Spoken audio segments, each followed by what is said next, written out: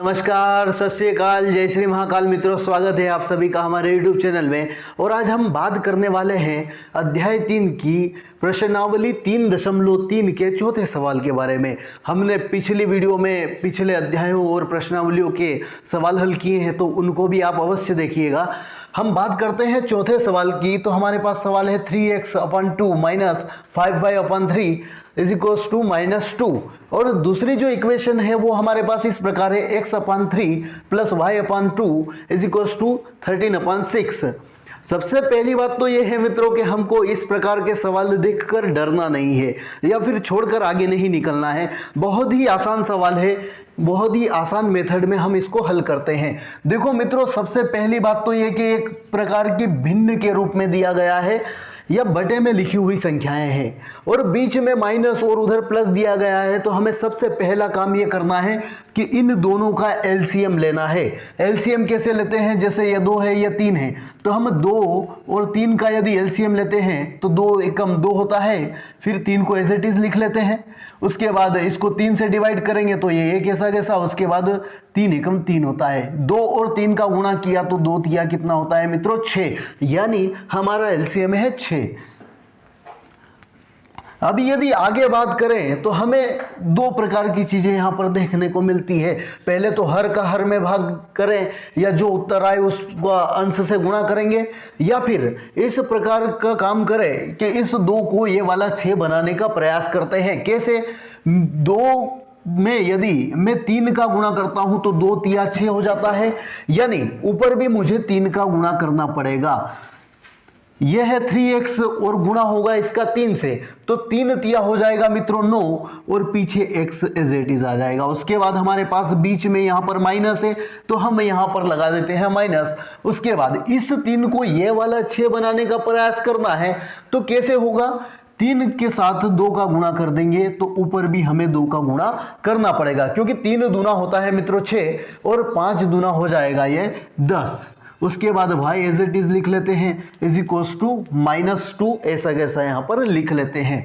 इसके बाद बात करें सेकेंड वाली टर्म की या सेकेंड वाली कंडीशन की, तो हमें यहां पर भी यही करना है। जैसा कि हमने देखा 3 और 2 का एलसीएम क्या आया था? 6 आया था। तो यहां पर भी 3 और 2 का एलसीएम आएगा 6। इस 3 को ये वाला 6 बनाने का प्रयास करना है तो 2 का गुणा करना पड़ेगा। 3 दूना 6 होता है, तो यहां पर ऊपर भी हमें 2 का गुणा करना पड़ेगा।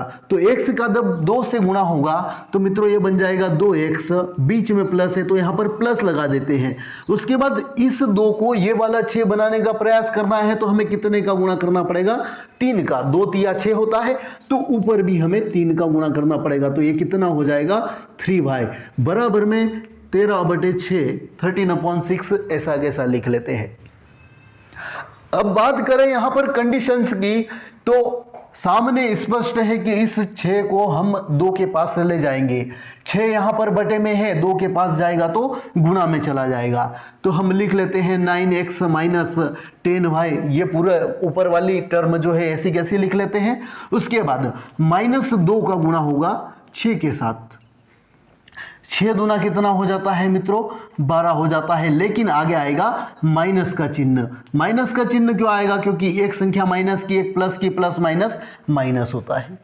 यहां पर दिया गया है 6 बटे में और इधर भी बटे में 6 है, तो इस 6 से इस 6 को कैंसिल कर देंगे। हमारे पास जो इक्वेशन आएगी वो इस प्रकार है 2x plus 3y is equals to 13।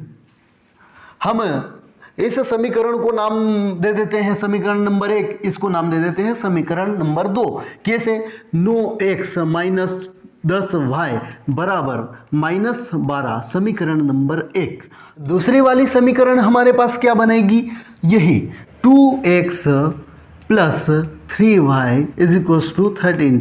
ये हमारी हो जाएगी समीकरण नंबर 2। हम दोनों समीकरणों में से x का मान निकाल कर हम दोनों में से किसी एक समीकरण को लेंगे, उसमें से x का मान निकालेंगे और दूसरी समीकरण में रखेंगे। अब मुझे क्या करना है? यहां पर समीकरण नंबर 1 से x का मान निकालना है और समीकरण नंबर 2 में रखना है। कैसे होगा मित्रों? देखिए यहां पर ये 9x है, हमारी समीकरण नंबर 1 है, इसलिए हम लिख लेते हैं समीकरण 1 से। अब बात करें कि कैसे निकालेंगे मान, तो देखिए हमारी जो समीकरण है वो इस प्रकार है 9x minus 10y is equals to -12। अब बात करें x का मान निकालने की, तो पहले माइनस के 10y को उधर भेजना पड़ेगा, तो यहाँ पर बच जाएगा 9x बराबर -12, ये माइनस का उधर जाएगा तो प्लस 10y हो जाएगा।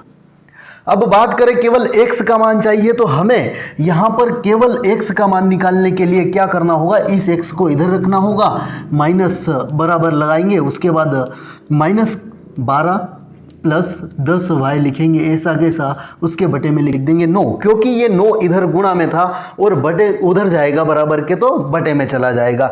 तो इस प्रकार हमारे पास x का मान क्या आया, -12 प्लस 10y बटे 9, इसको नाम दे देते हैं हम समीकरण नंबर 3। अब बात करें इसको आगे हल करने की, तो हमें इस x का मान कहां पर रखना है, इस समीकरण नंबर 2 में रखना है। तो यहां पर मैं लिख लेता हूं समीकरण नंबर 2 से।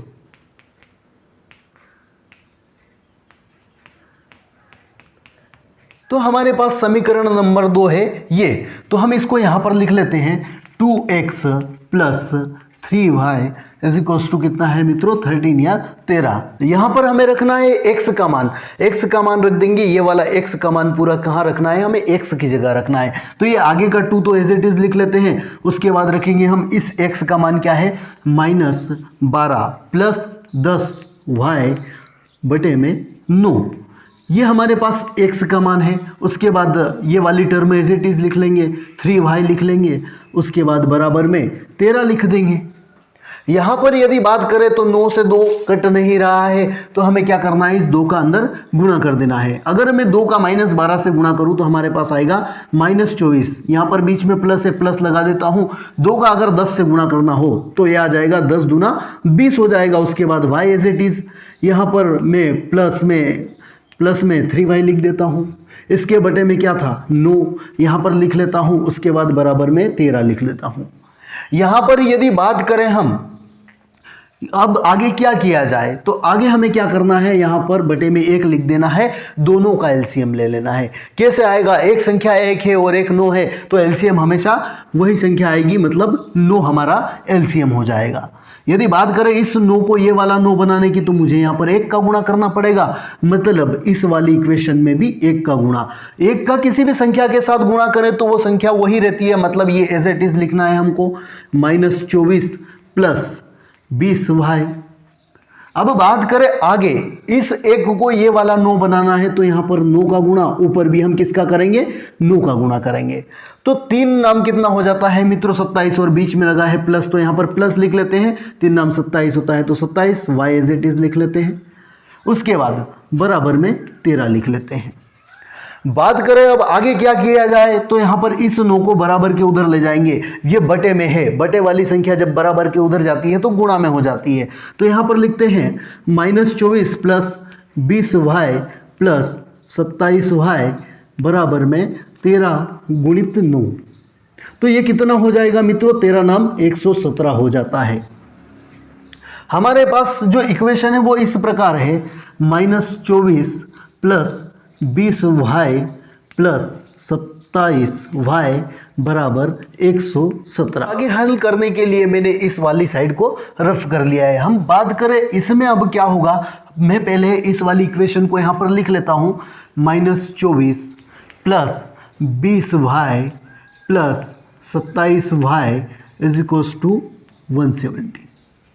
यही है हमारी इक्वेशन। हमें क्या करना है, यहाँ पर इस -24 को इधर भेजना है, तो ये माइनस का है, उधर जाएगा तो प्लस का हो जाएगा। तो इक्वेशन इस प्रकार बनेगी, 20y plus 27y is equals to 117 plus 24, minus का 24 इधर गया तो प्लस का हो जाएगा। यहाँ पर यदि हम बात करें 20y और 27y दोनों जुड़ जाएंगे तो यहाँ पर बन जाएगा 47y, और 117 और 24 यदि जुड़ेगा तो ये बन जाएगा 141। हम बात करें यहाँ पर y के मान की, तो y का मान क्या आएगा हमारे पास, 141 बटे 47। यदि हम भाग देंगे तो 3 बार में यह भाग चला जाएगा, यानी हमारे पास y का मान क्या आया, y बराबर 3। अब इस y के मान का क्या करें? हम इस y के मान को रखते हैं समीकरण नंबर 2 में या समीकरण नंबर 3 में, जिसमें भी रखना चाहो। हमारे पास समीकरण नंबर 2 ये थी, तो हम समीकरण नंबर 2 में ये y का मान पुट कर देते हैं। कैसे? देखो, समीकरण नंबर 2 हमारी ये थी 2x प्लस 3y बराबर 13। यहाँ पर रखना है हमें y का मान, x का मान फाइंड करना है, तो 2x ऐसा कैसा लिख लेते हैं, प्लस 3y है, तो यहाँ पर 3 y की जगह क्या आ जाएगा 3, क्योंकि y का हमारे पास मान है 3 बराबर में 13। यहाँ पर 3 का 3 से गुणा होगा तो क्या हो जाएगा 9 और बराबर में 13 ऐसा कैसा लिख लेंगे।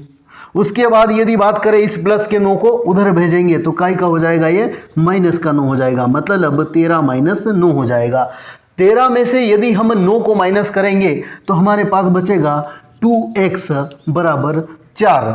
यदि हम x की बात करें कि x का मान क्या आएगा, तो हम x का मान निकालेंगे यहाँ पर 2x बराबर 4 में यदि x का मान निकालना है तो x बराबर 4/2, 2 दूना 4 होता है, यानी x का मान हमारे पास 2 आया। और y का मान हमारे पास क्या था, y बराबर हमारे पास था 3।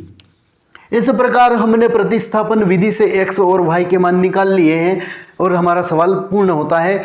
और यदि आप हमसे जुड़ना चाहते हैं तो हमारे चैनल को सब्सक्राइब कर सकते हैं। और पिछली वीडियो में आपने जो प्रेम दिया है उसके लिए हम आपके आभारी हैं। धन्यवाद।